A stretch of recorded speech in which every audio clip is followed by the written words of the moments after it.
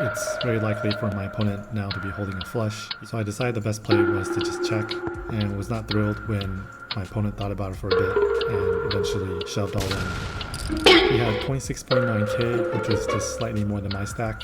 So that was one of the hands from day one of the 2025 APTC 10k main event. It was a pretty gross spot since I flopped trips in a 3-way raised pot and had already committed most of my chips up to that last card.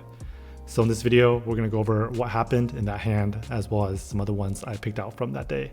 Just to give a little context, this event drew 671 entries and a massive $6,220,550 prize pool, which was the largest ever for the APT and huge for a tournament based in Taipei. First place was just under 1.2 million, which was also the biggest first prize in APT history. So the starting stack was 50,000. I decided to jump in at level 2 at the 200, 300, 300 blind level. Levels were 75 minutes long, which is a great structure for players with a cash game background like myself. It allows for more time to work with deeper stacks and more post-flop play.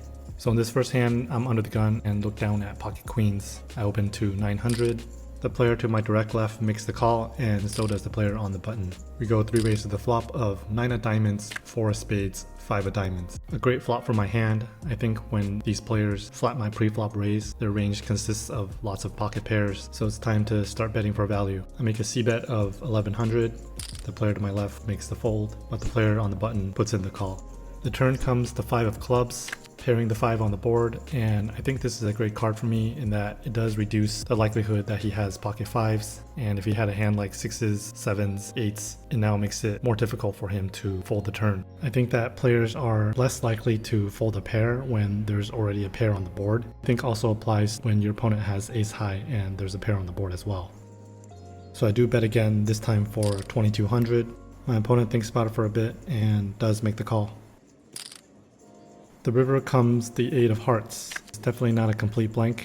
If my opponent had 6-7 and now completes a straight, and pocket 8s now makes a full house. Both of these hands are definitely in the button's calling range pre-flop. But with that said, there's still a ton of hands I can get value from that are going to check back if I decide to check here. So I fire a third time, this time for 5300. And my opponent thinks about it for a while. Looked like he really wanted to call, but eventually does make the fold. Alright, next hand. I'm in the small blind and look down at 7-9 of clubs. Everybody folds to me. With just the big blind left to act, I decide to raise it up to 1200.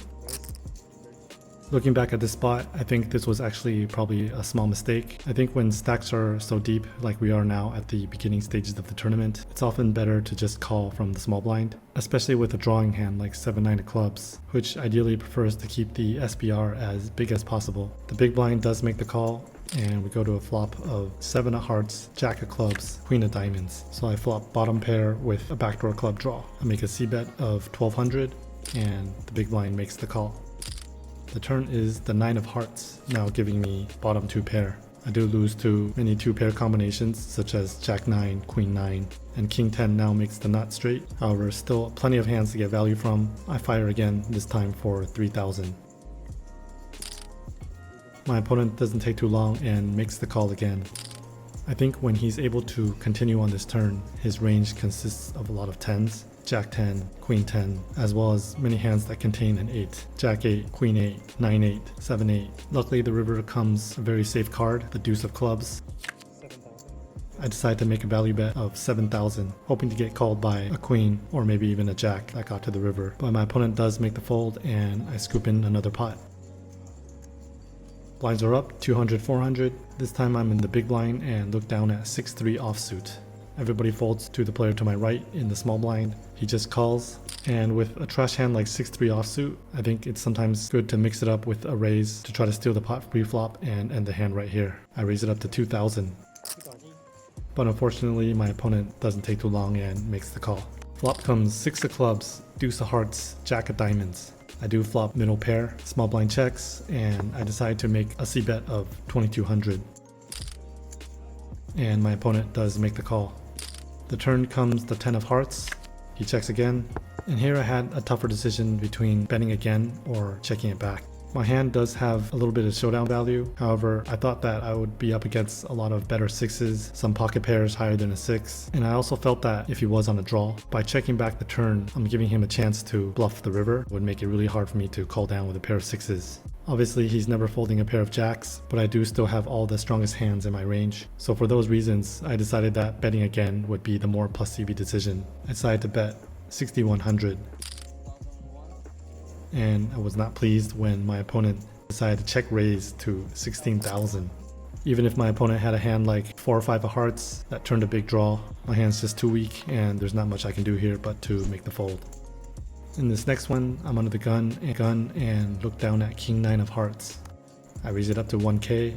It folds all the way around to the player to my right in the big blind, the same player that I had just lost to in the last hand. He does call the 1000 and we go to the flop of 9 of diamonds, 9 of clubs, 4 of hearts. A more than above average flop for my hand. The big blind checks. I decided to check it back. With such a dry board with no straight draws or flush draws present, there really wasn't much for the big blind to call with, so I decided to let a card roll off, and the turn comes the ace of diamonds. The big blind checks again, and now it's time I have to start putting some chips in the pot. I make a small bet of 800, and the big blind does make the call. The river is the 7 of spades. The big blind checks again, and with my opponent very likely holding an ace here, I think I can get away with being a little bit more greedy and going for a large bet, as I don't think he's going to fold a pair of aces on this board. So I decided to go for 4,000. And my opponent does quickly make the call. So it was nice to get a little rebate from the pot that I just lost to him last hand. To a new table. The blinds are now up to 300, 500. I'm in the big blind and look down at Jack 9 offsuit. There's a raise from the cutoff to 1100. The player on the button behind him flats the 1100. The small blind folds and I make the call. We go 3 raise to the flop of 9 of spades, 9 of clubs, 4 of spades. So I flop trip 9s again. I check to the cutoff, who makes a C bet of 1000. The button calls the 1000, and I think this is a spot where whether I call or raise, both actions are going to look strong. With the spade draw on the flop, it's probably better to fast play, as my opponents could definitely be drawing to the flush, and also because I would be check raising a spade draw myself at some frequency. I raise it up to 4,000. The cutoff does make the call, and the button folds. I think it's important to note that when the cutoff calls my check raise with the button left to act behind him, this makes his hand much stronger than if the cutoff folded and the button decided to call, since the button would be closing the action and naturally would be able to just call wider. The turn comes the 10 of diamonds. I decided to keep betting, this time for 12,000, and my opponent makes the call again. The river is a very interesting card, the 6 of spades. The front door spade draw has now completed. This is a pretty terrible card for my hand for a couple of reasons. The first one being that it's very likely for my opponent now to be holding a flush. He can definitely be calling with hands like ace king of spades, ace jack of spades, king queen of spades. And secondly, if he had an overpair and was bluff catching, the spade now makes it hard for me to get any more value out of my hand. So I decided the best play was to just check, and was not thrilled when my opponent thought about it for a bit and eventually shoved all in. He had 26.9k, which was just slightly more than my stack. In that moment, it felt like a really gross spot, but looking at this board, despite the fact that I'm holding trip 9s, there really is just a ton of combos that have me beat. Like I mentioned, any of the combination of spades, pocket 4s, pocket 10s, all make sense for my opponent to have as well, that you would play this way. If I fold here, I'll still be left with 47 big blinds, which is plenty, so I didn't really see a reason to get married to my hand here and donate the rest of my stack. Unless I've seen that this opponent has been more than capable of making extremely crazy plays, such as turning over pairs into bluffs. Folding here is going to save my tournament life more often than not, so I do eventually make the fold. The next hand, I'm in the cutoff and look down at pocket 3s. There's a raise to 1k from under the gun +2. The player to my right in the hijack makes the call, and with a small pair in position, I'm getting great odds. I make the call as well. The flop comes 3 of spades, 10 of hearts, ace of spades. I flop bottom set, and the original raiser bets 1300. The hijack flats the 1300.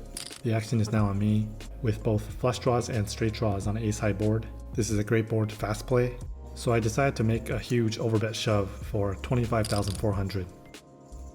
The original raiser didn't take too long and decided to reshove. He had both of us covered. The hijack quickly folds, and the original raiser turns over ace 10 top 2 pair.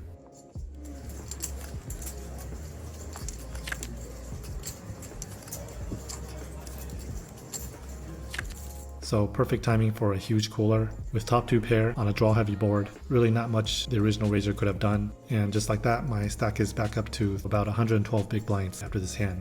So not the smoothest start to day 1, but I was able to make a pretty good comeback after being left with less than half the starting stack. I'm curious if you guys think that I made a good fold or not with the trip 9s. Let me know in the comments. It's still very early in this tournament and still a long way to go. We'll continue next time to see if I can keep the momentum up. 喜欢我的影片，不要忘记按赞、订阅、打开小铃铛。